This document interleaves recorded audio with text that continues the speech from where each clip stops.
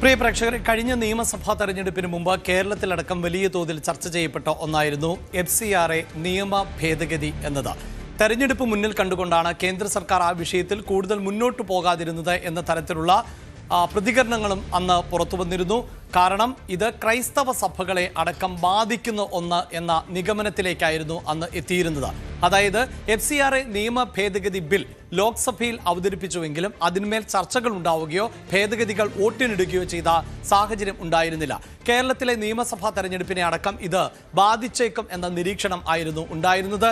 അന്ന് ഈ FCRA bill അവതരിപ്പിച്ചുവെങ്കിലും അത് ചർച്ച ചെയ്യപ്പെടാത്ത സാഹചര്യത്തിൽ ഇപ്പോഴിതാ FCRA ബില്ലിന് പകരമായി FCRA ചട്ടങ്ങളിൽ കാതലായ മാറ്റം വരുത്തിയിരിക്കുകയാണ് കേന്ദ്ര സർക്കാർ. FCRA എന്ന് പറയുന്നത് നമ്മുടെ രാജ്യത്ത് പ്രവർത്തിക്കുന്ന സന്നദ്ധ സംഘടനകൾ, NGOകൾ, ട്രസ്റ്റുകൾ, അതിൽ വിദേശ ഫണ്ട് സ്വീകരിച്ചുകൊണ്ട് പ്രവർത്തിക്കുന്ന സംഘടനകളുടെ പ്രവർത്തനങ്ങളും മറ്റുമായി ബന്ധപ്പെട്ട വളരെ പ്രധാനപ്പെട്ട ഒരു നിയമം ആണ് എന്നതാണ് ഫോറിൻ കോൺട്രിബ്യൂഷൻ റെഗുലേഷൻ ആക്ട് എന്ന് പറയുന്നത്.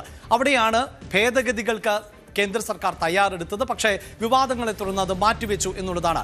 ഇപ്പോഴിതാ അങ്ങനെ നിയമ ഭേദഗതി ബിൽ ചർച്ച ചെയ്യപ്പെടാത്ത സാഹചര്യത്തിൽ ആണ് ചട്ടങ്ങളിൽ മാറ്റം വരുത്തിയിട്ടുള്ളത്. ആ ചട്ടങ്ങൾ കൂടുതൽ കടുപ്പിക്കുന്ന സാഹചര്യം ആണ് ഉണ്ടായിട്ടുള്ളത് എന്നത് മാത്രവുമല്ല, ഈ ചട്ടങ്ങളിൽ വരുത്തിയിട്ടുള്ള ഭേദഗതികൾ ഇപ്പോൾ പ്രാബല്യത്തിൽ വന്നിരിക്കുകയാണ്. അതാണ് കേരളത്തിലേത് ഉൾപ്പെടെയുള്ള ക്രൈസ്തവ സംഘടനകളെ വലിയ തോതിൽ ആശങ്കപ്പെടുത്തുന്നത്. അതിന് കാരണം എന്ത് എന്നതിലേക്ക് പോകുമ്പോൾ, നിലവിൽ FCRA ചട്ടപ്രകാരം നിരവധിയായ സ്ഥാപനങ്ങൾ, സന്നദ്ധ സംഘടനകൾ, NGO ട്രസ്റ്റുകൾ ആണ് രാജ്യത്ത് പ്രവർത്തിച്ചുകൊണ്ടിരിക്കുന്നത്. എന്നാൽ ഇനി ഈ സ്ഥാപനങ്ങളെ സംബന്ധിച്ചിടത്തോളം അത്തരത്തിൽ അനുമതി തേടുമ്പോൾ പൊതുവായ ലക്ഷ്യങ്ങൾ പറഞ്ഞുകൊണ്ടോ പൊതുവായ പ്രവർത്തനങ്ങൾ പറഞ്ഞുകൊണ്ടോ ഒരു സന്നദ്ധ സംഘടനയ്ക്കോ NGO ട്രസ്റ്റിനോ ഒന്നും ഇനി അനുമതി തേടാൻ സാധിക്കില്ല എന്നതാണ് FCRA ചട്ടത്തിലെ ഏറ്റവും പ്രധാനപ്പെട്ട വെല്ലുവിളിയായി മാറുന്നത്. ഒപ്പം എങ്ങനെയാണ് ഇനി മുതൽ FCRA ചട്ടപ്രകാരം അനുമതി തേടാൻ ഈ സന്നദ്ധ സംഘടനകൾക്ക് സാധിക്കുക? അവിടെ കേന്ദ്ര സർക്കാർ 5 വിഭാഗങ്ങളായി തിരിച്ചിരിക്കുന്നു എന്നുള്ളതാണ് എടുത്തു പറയേണ്ടത്. അതിലേറ്റവും പ്രധാനപ്പെട്ടത് മതം, സംസ്കാരം, സാമൂഹികം, സാമ്പത്തികം, വിദ്യാഭ്യാസം. അതായത് വിദേശത്ത് നിന്ന് സന്നദ്ധ സംഘടനകൾക്ക് ഫണ്ട് ശേഖരിക്കണമെങ്കിൽ, ഫണ്ട് സ്വീകരിക്കണമെങ്കിൽ ഈ 5 മേഖലകളിൽ മാത്രമേ ഇത് ചെലവഴിക്കാൻ പാടുള്ളൂ എന്നതാണ്. മാത്രവുമല്ല, ഈ 5 മേഖലകളിൽ ചെലവഴിക്കുമ്പോൾ തന്നെ ഈ ഓരോ മേഖലകളുമായി ബന്ധപ്പെട്ടും നിബന്ധനകളുണ്ട്. ഉദാഹരണത്തിന് മതവുമായി ബന്ധപ്പെട്ട് 18 ഓപ്ഷനുകൾ ആണ് കേന്ദ്ര സർക്കാർ നൽകിയിട്ടുള്ളത്. ആ ഓപ്ഷനുകളിൽ ഒന്ന് മാത്രമാണ് തിരഞ്ഞെടുക്കാൻ സാധിക്കുക. ഒന്നിലധികം ഓപ്ഷനുകൾ തിരഞ്ഞെടുക്കുന്നുവെങ്കിൽ ഒന്നിലധികം അപേക്ഷകൾ നൽകേണ്ടതുണ്ട്. അങ്ങനെ ഈ 5 വിഭാഗങ്ങളിൽ ആയി 105 ഓപ്ഷനുകൾ മാത്രമാണ് ഇനി മുതൽ സന്നദ്ധ സംഘടനകൾക്ക് ഉണ്ടാവുകയുള്ളൂ. മറ്റൊരു ഓപ്ഷൻ തിരഞ്ഞെടുക്കാൻ സാധിക്കില്ല.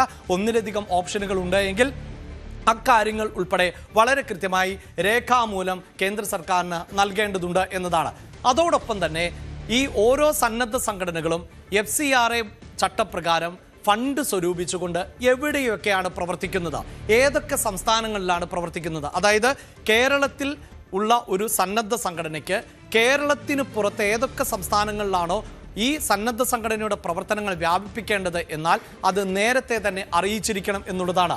അതായത് പിന്നീട് ഒരു സംസ്ഥാനം മാറുകയോ പ്രവർത്തന മേഖല മാറുകയോ ചെയ്താൽ ആ കാര്യങ്ങൾ ഉൾപ്പെടെ കൃത്യമായും കേന്ദ്ര സർക്കാരിനെ അറിയിച്ചിരിക്കണം. പ്രിയ പ്രേക്ഷകരോട് ഓർമ്മിപ്പിക്കാനുള്ളത്, ഈ വിദേശ രാജ്യങ്ങളിൽ നിന്ന് പണം എത്തുകയും ആ പണം പലതരത്തിലുള്ള പ്രവർത്തനങ്ങൾക്ക്, അത് വിധ്വംസക പ്രവർത്തനങ്ങൾക്ക്, രാജ്യദ്രോഹ പ്രവർത്തനങ്ങൾക്ക്, മതം മാറ്റ പ്രവർത്തനങ്ങൾക്ക് അടക്കം ഉപയോഗിക്കുന്നു എന്ന തരത്തിലുള്ള റിപ്പോർട്ടുകളുടെ അടിസ്ഥാനത്തിൽ ആണ് കേന്ദ്ര സർക്കാർ FCRA ചട്ടങ്ങളിൽ വലിയ ഭേദഗതി വരുത്തിയിട്ടുള്ളത് എന്നതാണ്.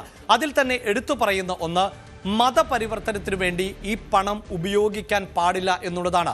അതായത് FCRA ചട്ടം അനുസരിച്ച് രാജ്യത്ത് ഒരു സന്നദ്ധ സംഘടന, NGO ട്രസ്റ്റുകൾ പ്രവർത്തനം ആരംഭിച്ചാൽ അവർ ഏതെങ്കിലും തരത്തിലുള്ള മതപരിവർത്തന ശ്രമം ഈ പണം ഉപയോഗിച്ചുകൊണ്ട് നടത്താൻ പാടില്ല.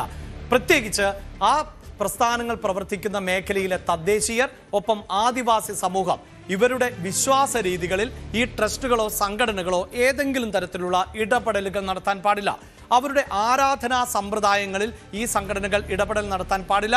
ആചാരങ്ങളിൽ അടക്കം ഇടപെടൽ നടത്താൻ സാധിക്കില്ല. അതായത് മതപരിവർത്തനം അധികമായും നടക്കുന്നത് പിന്നോക്ക വിഭാഗങ്ങളെയും ദളിത് വിഭാഗങ്ങളെയും ആദിവാസി വിഭാഗങ്ങളെയും ഒക്കെ കേന്ദ്രീകരിച്ചുകൊണ്ടാണ്. അപ്പോൾ അത്തരത്തിലുള്ള മതപരിവർത്തനത്തിന് കടിഞ്ഞാണിടുക എന്നതാണ് കൃത്യമായും ഇതിലൂടെ ശ്രമിക്കുന്നത് എന്നതാണ് എടുത്തു പറയേണ്ടത്.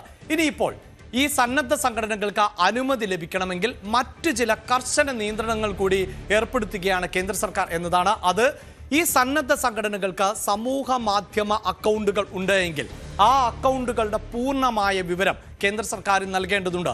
അതുകൊണ്ട് തന്നെ കേന്ദ്ര സർക്കാരിൻ്റെ മോണിറ്ററിംഗ് തീർച്ചയായും അവിടെ ഉണ്ടാകും എന്ന് വേണം നമുക്ക് പ്രതീക്ഷിക്കാൻ. ഒപ്പം ചില വെബ്സൈറ്റുകൾ ഉണ്ട്. ഈ പല മതസംഘടനകൾക്കും, അതായത് ഈ പണം ഉപയോഗിച്ചുകൊണ്ട് പ്രവർത്തിക്കുന്നവയിലേറെയും സാമുദായിക സംഘടനകളാണ്. അതിൽ ഹൈന്ദവ സംഘടനകളാണ് രാജ്യത്ത് ഏറ്റവും കൂടുതൽ പ്രവർത്തിക്കുന്നത്. ആ സംഘടനകൾക്കടക്കം വെബ്സൈറ്റുകൾ ഉണ്ടെങ്കിൽ അക്കാര്യം വ്യക്തമാക്കണം. ഇനി മറ്റേതെങ്കിലും തരത്തിലുള്ള പ്രസിദ്ധീകരണങ്ങൾ, ഉദാഹരണത്തിന് മാസികകൾ, വാരികകൾ, പത്രങ്ങൾ, അങ്ങനെയൊക്കെയുള്ള ചില പ്രസിദ്ധീകരണങ്ങൾ ഇത്തരം സ്ഥാപനങ്ങളും സംഘടനകളും ഈ വിദേശ ഫണ്ട് ഉപയോഗിച്ച് നടത്തുന്നുണ്ട്. അവിടെ പലപ്പോഴും രാജ്യവിരുദ്ധമായ ലേഖനങ്ങൾ, രാജ്യത്തിന് പ്രതികൂലമായി ബാധിക്കുന്ന തരത്തിലുള്ള ലേഖനങ്ങൾ, മതപരിവർത്തന സ്വാധീനം ചെലുത്തുന്ന ലേഖനങ്ങൾ, ഇവയൊക്കെ പ്രത്യക്ഷപ്പെടാറുണ്ട് എന്നതാണ് കേന്ദ്ര സർക്കാരിൻ്റെ നിരീക്ഷണം. അതുകൊണ്ട് തന്നെയാണ് അത്തരം പ്രസിദ്ധീകരണങ്ങളുടെ ഉള്ളടക്കം, അത് ഒരു വർഷം മുമ്പ് പ്രസിദ്ധീകരിച്ചപ്പോൾ മുതൽ ഉള്ള മുഴുവൻ ഡേറ്റയും ഇനി മുതൽ കേന്ദ്ര സർക്കാരിന് നൽകണം എന്നതാണ് മറ്റൊരു നിബന്ധന. അതോടൊപ്പം ഈ സന്നദ്ധ സംഘടനകളുടെ ഭാരവാഹികൾ, അതിൻ്റെ ട്രസ്റ്റ് അംഗങ്ങൾ ഉൾപ്പെടെയുള്ളവരുടെ പൂർണ്ണമായ വിവരം തീർച്ചയായും കേന്ദ്ര സർക്കാരിന് നൽകേണ്ടി വരും. അതിൽ തന്നെ ഇന്ത്യൻ വംശജർ അല്ലാത്ത വിദേശ പൗരന്മാർ, ഇന്ത്യൻ വംശജർ അല്ലാത്ത വിദേശ പൗരന്മാർ ഒരു കാരണവശാലും ഈ ട്രസ്റ്റിൻ്റെ ഭാഗമാകാൻ പാടില്ല എന്നുള്ളതാണ്. അങ്ങനെയെങ്കിൽ FCRA ഫണ്ട് സ്വീകരിക്കാൻ ആ സംഘടനകൾക്ക് സാധിക്കില്ല. അതോടൊപ്പം തന്നെ ഏതെങ്കിലും ഒരു പ്രത്യേക സാഹചര്യത്തിൽ സർക്കാരിനെ ബോധിപ്പിച്ചുകൊണ്ട് അത്തരം പൗരന്മാർക്ക്, ഈ വിദേശ പൗരന്മാർക്ക്, ഇന്ത്യൻ വംശജരായിട്ടുള്ള അല്ലെങ്കിൽ ഇന്ത്യൻ വംശജരല്ലാത്ത വിദേശ പൗരന്മാർക്ക് തീർച്ചയായും ഇതിൽ ഇടം നേടാം എന്നുള്ളതാണ്. ഇനി എടുത്തു പറയേണ്ട ഒന്ന്, ഈ രജിസ്ട്രേഷൻ പുതുക്കുക, അതായത് നിലവിൽ FCRAയുടെ പണം സ്വീകരിച്ചുകൊണ്ട്, FCRA ചട്ടപ്രകാരം പണം സ്വീകരിച്ചുകൊണ്ട് രാജ്യത്ത് ആയിരക്കണക്കിന് സന്നദ്ധ സംഘടനകളാണ് പ്രവർത്തിക്കുന്നത്. അത്തരം സംഘടനകൾക്ക് ലൈസൻസ് പുതുക്കണമെങ്കിൽ കുറഞ്ഞത് 2 സാമ്പത്തിക വർഷങ്ങളിൽ ഈ ലഭിച്ച തുകയുടെ 10 ലക്ഷം രൂപയെങ്കിലും, ചുരുങ്ങിയത് 10 ലക്ഷം രൂപയെങ്കിലും ഈ സേവന പ്രവർത്തനങ്ങൾക്ക്, അല്ലെങ്കിൽ അവർ ഞാൻ നേരത്തെ സൂചിപ്പിച്ച 105 ഓപ്ഷനുകൾ ഉണ്ട്. ആ ഓപ്ഷനുകളിൽ വരുന്ന പ്രവർത്തന മേഖലകളിൽ നിർബന്ധമായും ചെലവഴിച്ചിരിക്കണം.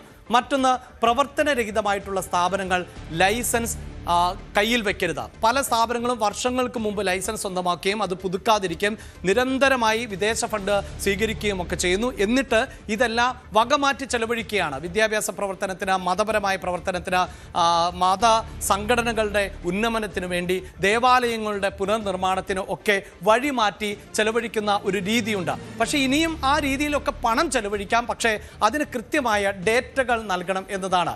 ഇനി ഏറ്റവും പ്രധാനപ്പെട്ട ഒന്ന് എന്നത് തുടക്കത്തിൽ തന്നെ സൂചിപ്പിച്ചു, FCRA നിയമ ഭേദഗതിക്കാണ് സർക്കാർ ശ്രമിച്ചത്, പാർലമെന്റിൽ അവതരിപ്പിച്ചു. അത് അനുസരിച്ച് FCRA ചട്ടങ്ങൾ ലംഘിച്ചാൽ ആ സംഘടനയുടെ കീഴിൽ വരുന്ന സ്വത്തുവകകൾ കേന്ദ്ര സർക്കാരിന് ഏറ്റെടുക്കാൻ പറ്റും എന്ന ഭേദഗതിയായിരുന്നു അതിലേറ്റവും വിവാദമായിട്ടുള്ളത്. കേരളത്തിൽ തന്നെ നിരവധിയായ സംഘടനകൾ പ്രവർത്തിക്കുന്നുണ്ട്. അവർ പിഴവ് വരുത്തിയാൽ കോടിക്കണക്കിന് രൂപയുടെ ആസ്തിയാണുള്ളത്. പല സന്നദ്ധ സംഘടനകൾക്കും വിദ്യാഭ്യാസ സ്ഥാപനങ്ങളുണ്ട്, ഏക്കർ കണക്കിന് ഭൂമിയുണ്ട്, വലിയ കെട്ടിട സമുച്ചയങ്ങളുണ്ട്.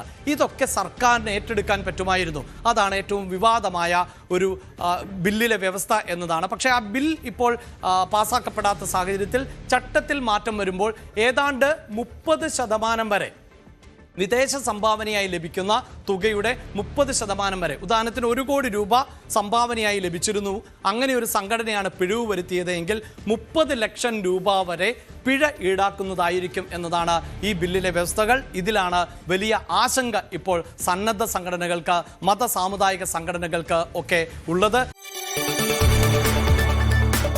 കൂടുതൽ വാർത്തകൾക്ക് News 18 Keralam YouTube channel subscribe ചെയ്യുക.